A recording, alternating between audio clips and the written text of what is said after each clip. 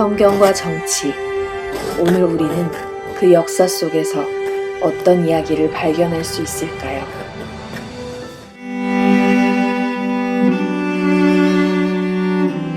텅 빈 하늘 아래 뜨거운 석양을 온몸으로 받고 있는 외롭게 솟은 탑 하나. 그 탑 가장 높은 곳에 있는 십자가는 오늘도 드넓은 땅의 생명력을 내려다보고 있습니다. 가려짐 없이 세상을 볼 수 있는 것, 바로 그것이 이 탑의 주인이 원했던 것은 아닐까요? 1536년 가을, 한 남자가 말뚝에 묶여 있습니다. 그의 발밑에는 마른 짚이 쌓이고 목에 감긴 밧줄은 점점 더 강하게 조여집니다.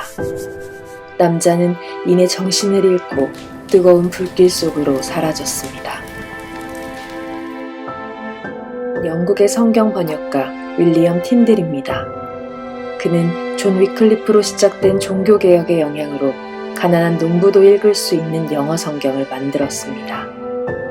하지만 모든 사람이 성경을 읽고 그리스도를 만날 수 있다는 틴들의 믿음은 누군가에게는 권위를 위협하는 일이었고 결국 이단자로 지목되어 한 줌의 채로 사라졌습니다. 그의 마지막 기도는 이것이었습니다. 주님, 영국 왕의 눈을 떠주십시오. 오늘 우리는 한 순교자의 거룩한 신앙심이나 자유에 대한 열망을 말하고자 하는 것은 아닙니다. 국가가 탄생하고 종교개혁의 바람이 일던 중세 유럽, 다그치듯 변화를 요구하는 역사의 소용돌이 속에서 성경은 오히려 갈등과 분열을 가져옵니다. 무엇보다도 강력한 정치적 텍스트로서 작용한 것입니다. 성경과 정치. 오늘 우리는 그 역사 속에서 어떤 이야기를 발견할 수 있을까요?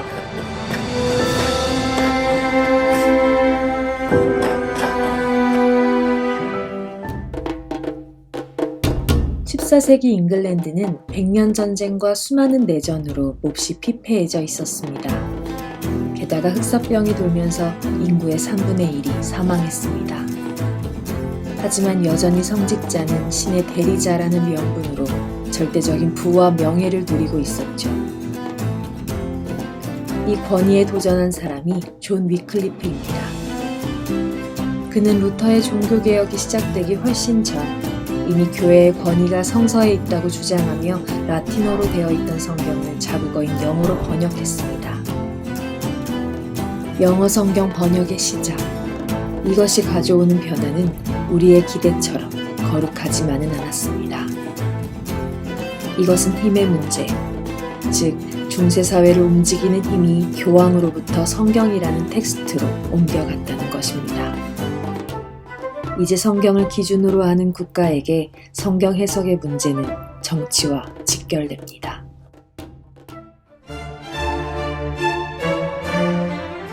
압도적인 풍채와 권위적인 표정의 이 사람, 한스 홀바인이 그린 헨리 8세입니다. 한껏 과장된 퍼프 소매와 보석 박힌 화려한 옷은 그의 재력과 힘을 과시하는 듯합니다. 때는 1527년, 24년을 함께한 첫 번째 아내가 기다리던 아들을 낳지 못하자 헨리 8세는 교황에게 결혼을 취소해달라고 요청합니다. 하지만 교황도 요청을 거절할 수밖에 없는 상황이었습니다. 결국 헨리 8세가 내린 선택은 교황으로부터 독립하고 스스로 수장이 되어 이혼을 결정하는 것이었습니다. 비슷한 시기, 루터의 종교개혁과 함께 영국의 종교개혁자들도 활발하게 움직이고 있었습니다. 오직 성경을 외치는 종교개혁자들의 신학적 이유와는 결이 다르지만 잉글랜드도 국가와 교회의 개혁을 이루어 프로테스탄트 국가가 되었습니다.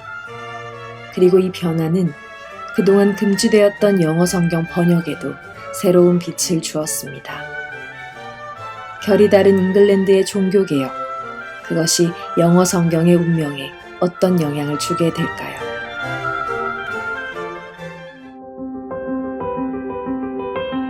헨리 8세가 인가한 성경은 두 가지가 있습니다. 첫 번째는 커버데일의 번역이고 또 다른 하나는 매튜 성경입니다. 매튜는 틴들의 친구 존 로저스가 박해를 피해 쓴 가명입니다. 매튜는 틴들과 다른 사람의 번역을 통합해 성경을 완성했고 모호하고 어려운 구절을 설명하기 위해 메모를 넣었습니다. 커버데일의 것은 어떨까요?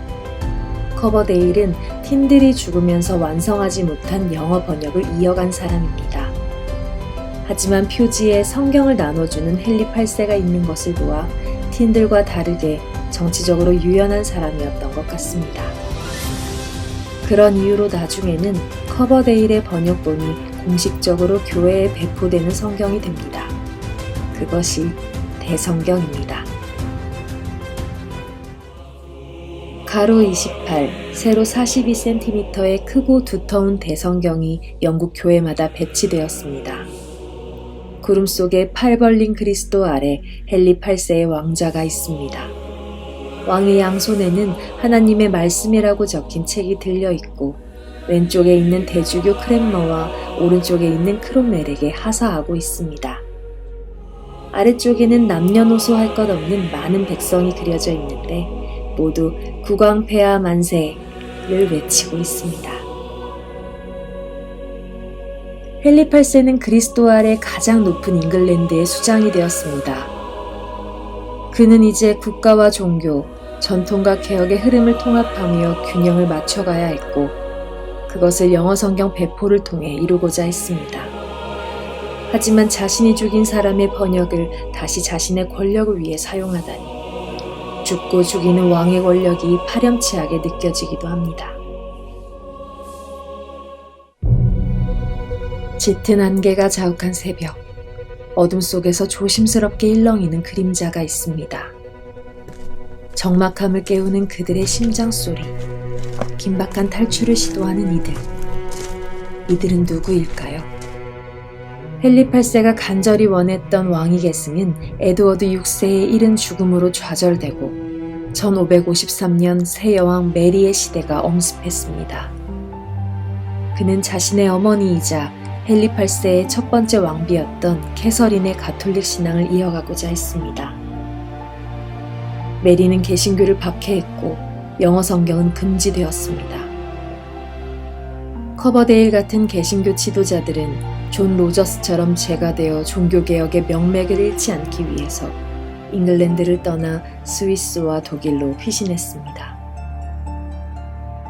이러한 메리의 피해 억압은 한편으로는 개혁적 성경 번역을 더 강하게 부추기는 결과를 가져옵니다. 그래서 제네바 성경이 탄생합니다. 대성경과 다르게 작아서 휴대하기 간편하고 저렴한 대중적 역본이었습니다. 구절의 구분이 처음으로 생겼고 칼뱅주의 신학을 뒷받침하는 난외주와 지도가 들어있었습니다. 이 난외주는 이후 국교회를 견지하는 청교도를 만들어내는 신학적 역할을 했을 뿐더러 여성을 포함한 일반인들이 성경을 쉽게 이해하고 가정에서 성경 공부를 할 수 있도록 도왔습니다.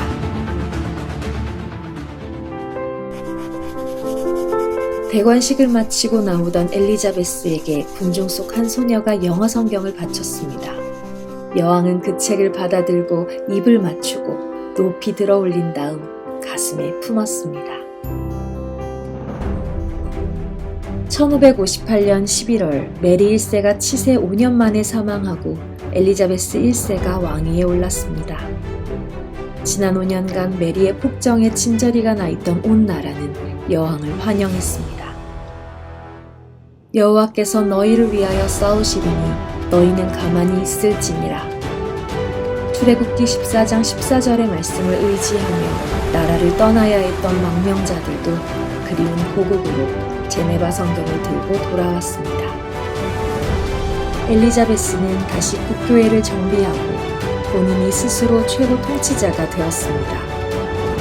아버지 헨리 8세와 이분의 메리를 보며 종교의 이름으로 분열되는 영국을 너그럽게 통일해야 한다고 생각했을 것입니다. 하지만 가톨릭과 프로테스탄트의 통일을 이루고자 하는 국교회의 신학을 갖추어 갈수록 오히려 여러 종파의 논쟁이 거세졌습니다. 예를 들면 서품식 때 중배기를 입어야 하는 국교회의 예배 규정은 로마 가톨릭을 연상시켰기 때문에 비판받았습니다. 종교개혁이 계속되기를 바랐던 돌아온 망명자들의 눈에는 잉글랜드가 성경대로 순종하지 않는다고 여겨질 수밖에 없었습니다. 반면 국교회는 그들이 제네바 성경의 불미스러운 난해주를 읽으면서 국가의 체제를 흔든다고 생각했습니다. 이러한 분쟁은 새로운 성경의 필요를 다시 제기했습니다. 왕관을 쓰고 셉터와 보좌를 들고 왕으로서의 권위를 한껏 드러낸 엘리자베스가 성경 가운데 자리 잡고 있습니다.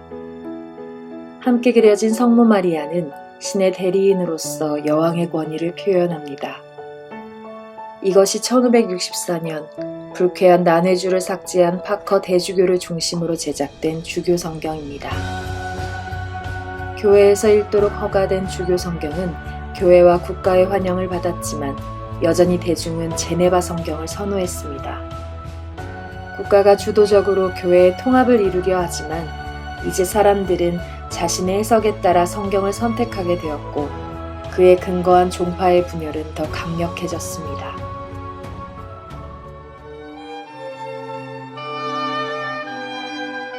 (1603년) 자녀가 없는 엘리자베스 여왕의 뒤를 이어 스코틀랜드의 제임스 6세가 잉글랜드의 제임스 1세로 즉위하게 됩니다. 제임스의 어머니 메리 스튜어트는 가톨릭 신자였지만 제임스가 갓 돌이 지났을 때 장로파의 반란으로 폐위되었으므로 그는 칼뱅주의 교육을 받았습니다. 그가 잉글랜드의 왕이 되자 이전보다 더 분열이 심해진 국교회와 청교도 지지자들은 각각 자신들의 요구를 왕에게 내세웠습니다. 1604년 1월 16일 런던 외교의 햄튼 코튼 팰리스. 우리는 오늘 영국 국교회를 변화시키기 위해 이곳에 모였소. 우리는 교회의 가르침을 명확하게 하고 성경에 대한 새로운 해석을 모색해야 하오.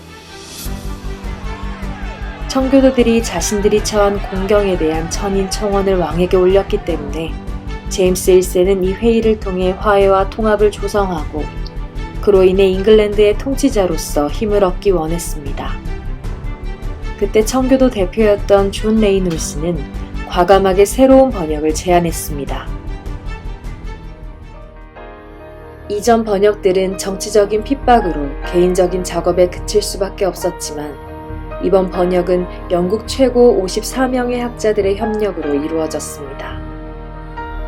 그들은 15개의 명확한 번역 규칙에 따라 나누어 작업한 뒤 다시 12명의 수정위원회가 전체를 완성했습니다. 그 결과물이 킹 제임스 번역본입니다. 이전 영어판을 개정하면서 신학적 논쟁을 빼고 비종파적인 입장으로 기본에 충실한 번역을 했습니다. 단어 설명 목적을 제외한 난외주는 모두 뺐지만 제네바 성경의 문구도 다수 수용해서 최대한 종교적 갈등을 중재하기 위해 노력했습니다. 킹 제임스 버전은 영국의 모든 가정의 사랑을 받는 대중적 번역본이 되었습니다.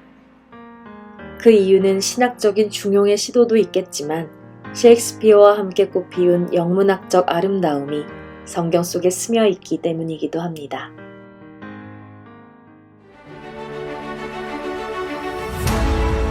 지금까지도 많은 이들의 사랑을 받는 킹 제임스 버전.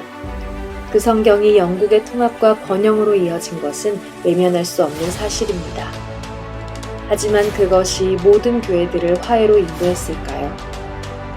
결국 더 심각해진 종파의 갈등은 내전과 유혈 사태로 이어지고 청교도는 신대륙으로 향하게 됩니다. 그리고 그때 그들의 손에는 제네바 성경이 들려 있었습니다. 잉글랜드 국왕들은 무던히도 국가와 교회의 통합을 이루고자 노력했습니다. 그때마다 국왕은 국가가 주도적으로 번역한 성경을 제시했습니다. 오직 성경을 강조한 종교개혁과 성경의 권위. 그러나 그 권위를 이용한 정치적인 행보는 화해와 통합보다는 분열을 가져왔습니다.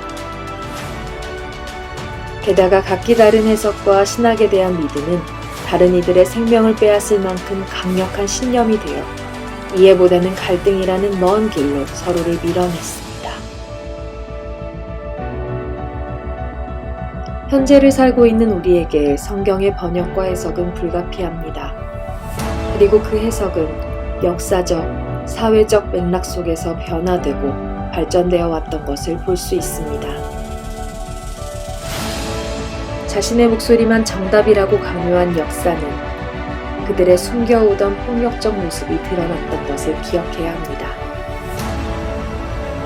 그렇다면 우리의 성경 해석은 어떤 모습이 되어야 할까요? 너와 나 사이의 간격. 우리는 그것을 차이라 부르고 그 안에서 우리는 모두 다른 모습입니다. 그러나 차이를 배제하고 다름을 시기할 때 우리 사회는 고통에 몸부림칩니다. 이제 우리는 그 고통의 소리에 민감해져야 할 때입니다.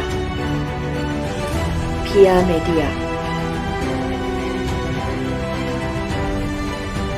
갈등과 분열의 촉진제로 작용한 성경이 이제 용납과 화해가 되어 평화를 가져온다면 어떨까 생각해봅니다.